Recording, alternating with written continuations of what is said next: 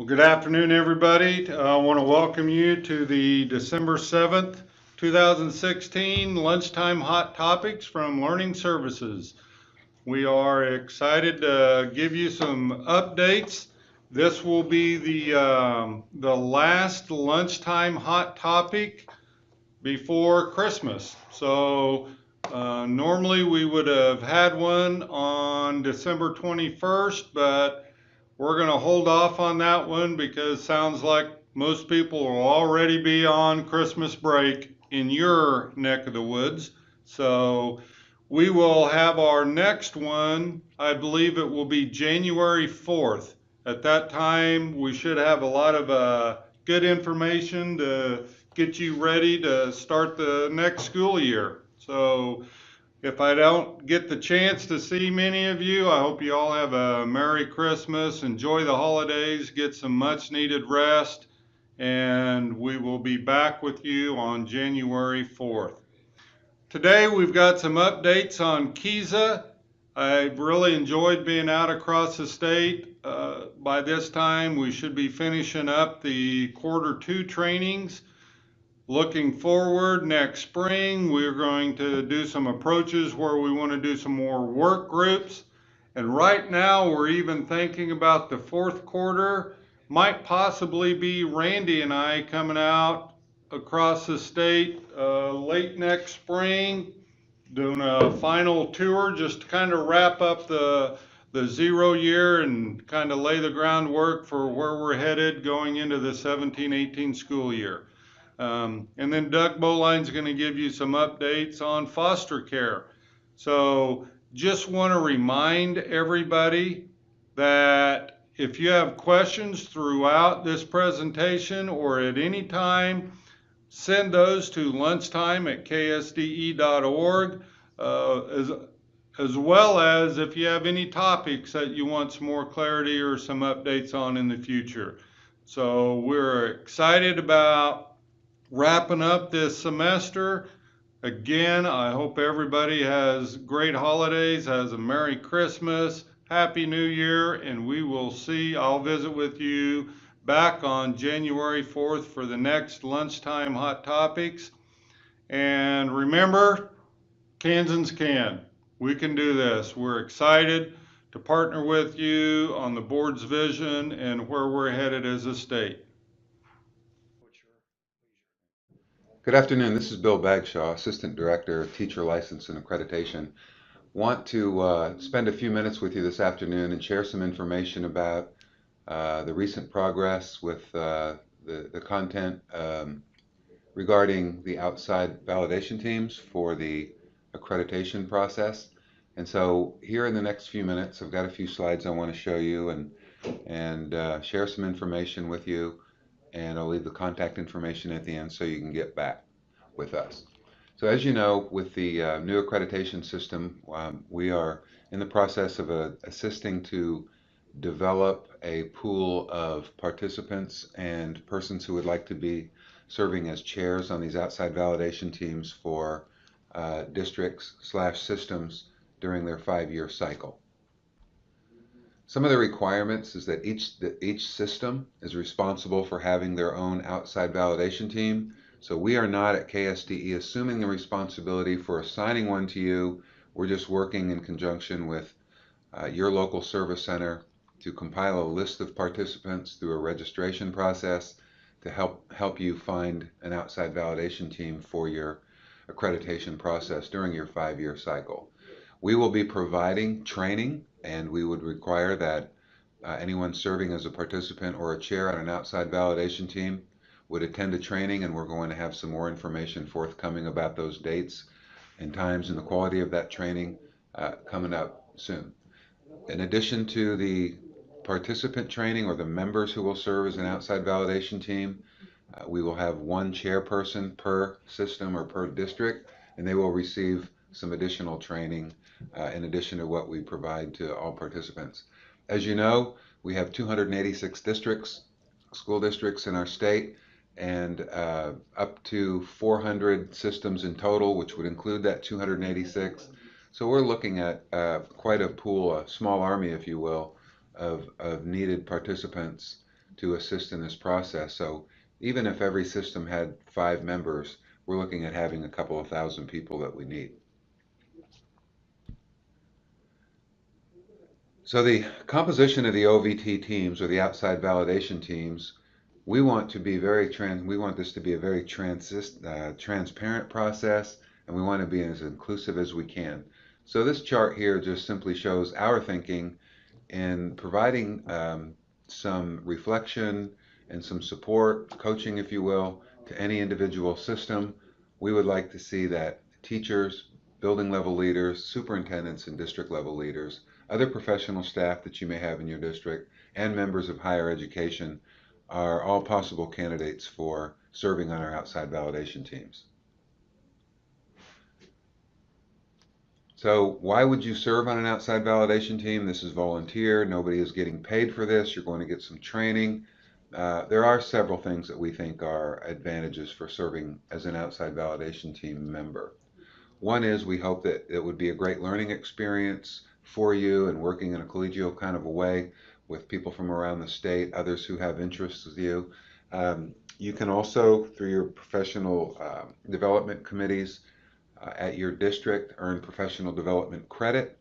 If you want us to assist you with that, we can. What we're thinking is for someone who serves over an extended period of time, say 5 years, you could earn enough professional development points that would actually lead to the recertification or renewal of your license, and we'd be happy to talk to you about that. Susan Helbert, the Assistant Director of Teacher Licensure, is fully supportive of this, and we're working on some of the details, so we'd like to at least be able to offer members who volunteer their time some credit in leading to the recertification of their professional license.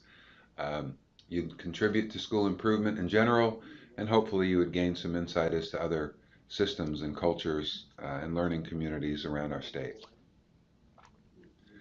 We will be putting, or excuse me, I guess I should say, we have a registration link on the KSDE KISA page, the web page, and we'll highlight that right there. There's a registration form. Take you about 1 minute to fill it out. I think we currently have a couple hundred names on that list, and people each day are calling us asking about how to register for that. So I'd like to encourage you to go to the KISA page to register. We will be contacting everyone who registers about upcoming training, and that registration then will help us construct this pool of individuals who will be registered, and we'll post those names for people to see who might be a possible participant on their outside validation team. So a couple of points about, in finality really, about the training is that we will lead that training initially. Eventually that training service centers, we anticipate they would take over that ongoing training, as that will have to happen in a reoccurring way over time. We will help design the training for each of the people who would serve as a chair, and we'll be setting a spring 2017 training schedule here shortly, so watch for the listservs to get that information. So if you need any other information, don't hesitate to call any of us. There's our contact information right here. You can call Dr. Scott Myers, me of course, Bill Bagshaw, and Kelly Slayton with any other questions. We'll be providing more information as time goes by, but thank you, and I really highly encourage our district leadership and our building leadership to include all members of your staff if they're interested in volunteering. We think this will be a great experience for many. We'll have a lot to learn from each other during this process, and let us know if there's anything else we can do to help. Good afternoon, this is Doug Boline. I'm an assistant director for the Early Childhood Special Education and Title Services team. I'd like to take the opportunity this afternoon to make you aware of some changes that are coming up very quickly in ESSA. As most of you are aware, the ESSA law was passed a year ago. Most of the pieces that we're looking at are not going to take effect until the 17-18 school year, but there are a couple that are going to impact you right away. As most of you are aware through communications from Tate Tademan on our team, as of December 10th, 2016, which is this Saturday, children awaiting foster care placement will be removed from the definition of homeless children and youth.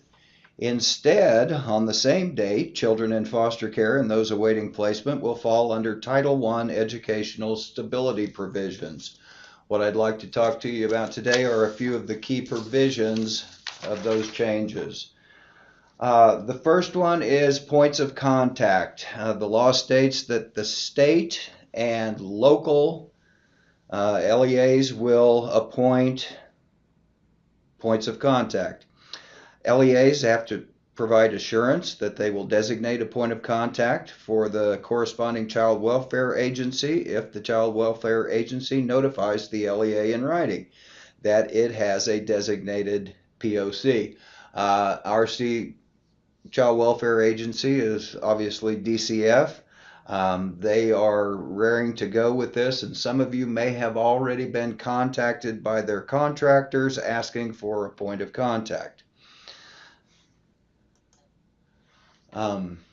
Even though the law states that you do not have to appoint a point of contact until you're contacted by DCF, best practice would suggest that you go ahead and do that now. Be ahead of the game. Some of you, depending on your involvement with DCF currently, may already have building level contacts in place that work with caseworkers. We would certainly encourage you to continue that relationship, maintain those contacts, and then possibly just have a district contact that the buildings report to. Responsibilities of the point of contact is to coordinate with the local child welfare agencies, participate in development of best interest determination, facilitate the transfer of records, and develop and coordinate transportation procedures. If you do want to go ahead and designate a POC at this time, even if you haven't been contacted, we'd like to start collecting that information. I believe next year it will probably be in the directory, but it's too late to get it in this year. So if you could send the following information to my assistant, Dana Shoby, we will start compiling a list, and that way we'll have contact information for all the districts across the state. So if you could send USD number, the name of your district, your address, who you're designating as the point of contact, their email, their phone number, and just title the email POC information and send it to Dana. We'd appreciate that if you wouldn't mind getting started on that. Second provision of the law is the school of origin, and it says that children in foster care will remain in school of origin unless there's a determination that it is not in their best interest. If you offer a preschool program through your district and a foster child is in that preschool, then school of origin also applies to them. So pre-K through 12 is affected by this. The best interest determination, we've been working with DCF, and that determination will be initiated by the caseworker. If this is an emergent situation or emergency, then that best interest determination may only involve the caseworker and the district's point of contact or their designee. The relevant agencies, which is you as an LEA and DCF, should make every effort to reach agreement regarding the appropriate school placement of the child that's in foster care. The caseworker will make a written record of the best interest determination and send it to the district or the school contact, as we were talking about earlier, and they can pass it on to the district contact. DCF does have a form that they are going to provide for us that we will be posting on the KSDE website, and I'll have some more information about that in a little bit. If there is a disagreement regarding what the school placement for the child should be, The Child Welfare Agency is considered the final decision maker in making best interest determination. Best case scenario, who should or could be involved in best interest determination? Obviously the child, the case manager, your point of contact, the LEA, the foster parents, biological parents when appropriate, educational decision makers, special ed staff, regular ed staff, EL staff. So anybody who has an impact on that child, like I said, best case scenario, should have some participation in the BID. Factors that should be considered when you're looking at best interest: the child's preference,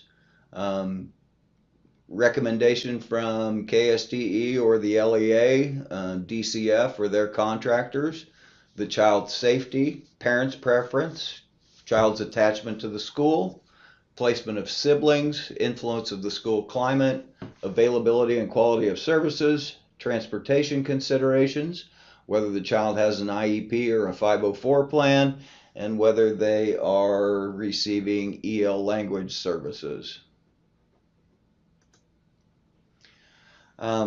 Mentioned transportation considerations previously. We've tried to kind of give you some ideas about what you should look at in that. First one is duration. What is the length of time that a child is going to be transported on a bus, whatever? We put in the 30-minute, 30 mile, 60-minute, 60-mile rule. Not really a rule, but just a starting point for you to kind of consider. In urban areas, kind of look at that as a child on the bus 30 minutes or 30 miles. Rural, obviously, longer bus rides, so 60 minutes, 60 miles. This is not written in stone. It's just a place to kind of start from. Age of the child. What time of year is the placement occurring? Is it day 30 of the semester? Is it day 160? Is it close to the end of the semester? So those should be taken into account. What type of transportation is available? Traffic patterns, obviously, in urban areas. Flexibility in the school schedule, extracurricular activities, and maturity and behavioral capacity of the child.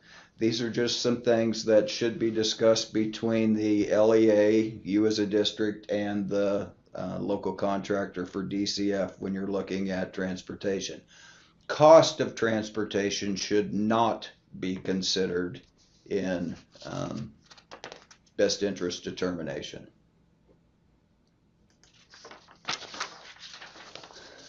As far as if the LEA does not agree with the placement, because as said earlier, DCF, their decision is the one that trumps everybody else's, but if there is a dispute, we do have a process that we will be posting if you would like to dispute the placement.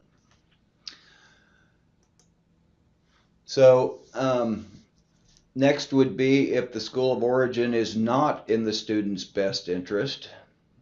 The child must be immediately enrolled in the new school, even if they don't have the required documentation. The enrolling school shall immediately contact the school last attended to obtain the child's records. On our webpage, you will find a joint letter from Commissioner Watson and Secretary Gilmore, kind of outlining how they hope the process will work as far as records exchange, so that there is sharing between our two agencies and records are exchanged in a timely manner.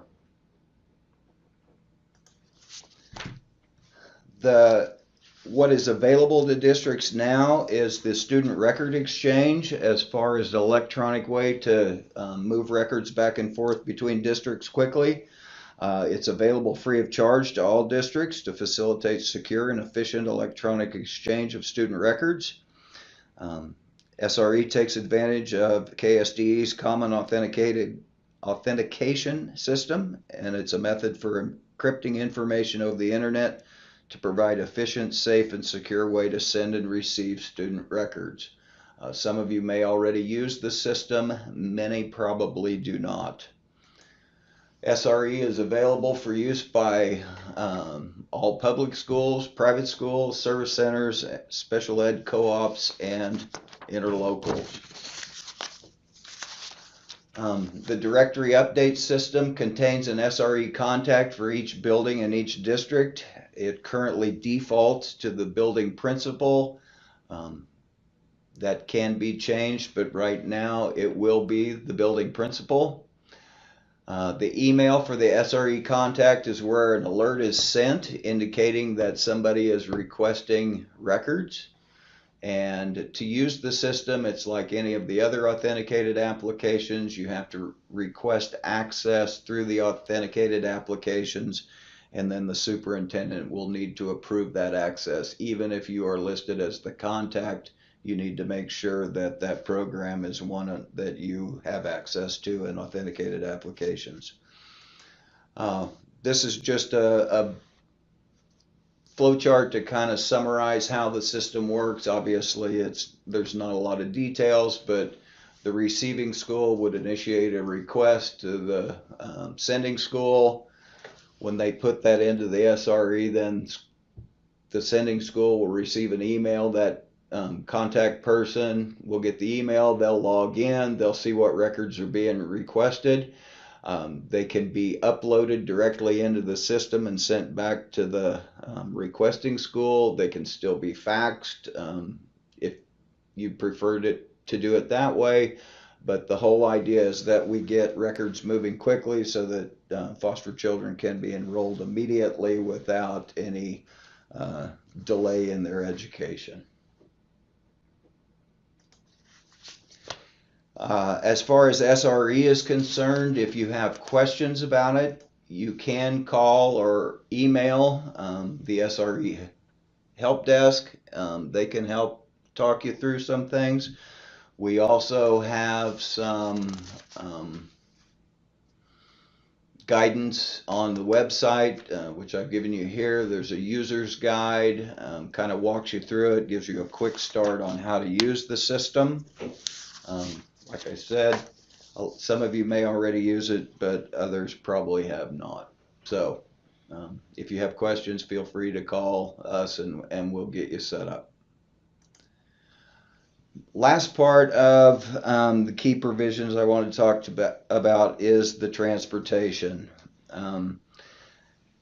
And this goes back to if the school of origin is determined to be in the best interest of the child. And so the law says that you as an LEA will collaborate with your local child welfare agency to develop and implement procedures to ensure that transportation is provided, arranged, and funded for the duration of a child's time in foster care. Children in foster care needing transportation to their school of origin will promptly receive that transportation in a cost-effective manner. Additional costs can be paid for by DCF or your local contractor. They can be paid by you as an LEA, or you can work together to split the cost in an equitable way. Keeping in mind that both agencies have limited funds, cooperation and coordination is essential to provide transportation, but transportation has to be provided if determination is they stay in the school of origin. The difference, what is an additional cost? Well, it's the difference between what you would normally spend to transport a student if they were attending their neighborhood school.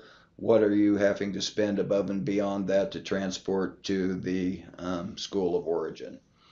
We are working on fleshing out the guidance a little bit more, but when you're looking at excess or additional cost, we did come up with a figure of $3.11 a mile was the average cost of running a school bus a couple of years ago, which is the last years that we have information for. You might consider that to be your baseline to determine what the additional cost is for transportation. like I said, because both agencies are looking at working on kind of limited budgets, please consider no cost or low cost options. We put some of those up there. Transportation doesn't necessarily have to be a school bus. It could be a van, a Suburban, a car, district vehicle. Foster parents may be willing to transport. You may have public transportation options that are available, bus passes, etc. Hooking up with pre-existing routes if you're crossing district boundaries, or there are places where your school buses come close to each other where you could do a transfer. Just kind of depends, but like I said, cooperation and coordination is the key. If there is a dispute or nobody can agree on how the additional costs are going to be divvied up or who's going to pay, that if the determination was that the student is going to be in the school of origin, they will stay there while the dispute is being settled, and transportation will continue to be provided while the dispute is being worked out, and that will be at the cost of the district. We are working on that, and by the time this airs, hopefully there will be that dispute resolution on the website. As I said, currently KSDE and DCF are collaborating to finalize guidance and procedures so that we meet the requirements of the law. We've started posting documents on the KSDE website. It is under foster children. This is the link to it. We will continue to update as new documents are developed. Part of the law is that each state agency will have a point of contact for KSDE. It is myself, Doug Boline, dboline@ksde.org. My phone number is 785-296-2600. And for the DCF, their point of contact is Randall Lind, and that's randall.lind@ks.gov, and his phone number is 785-296-4684. Thank you for your attention this afternoon. If you have any questions, don't hesitate to call me. Thank you.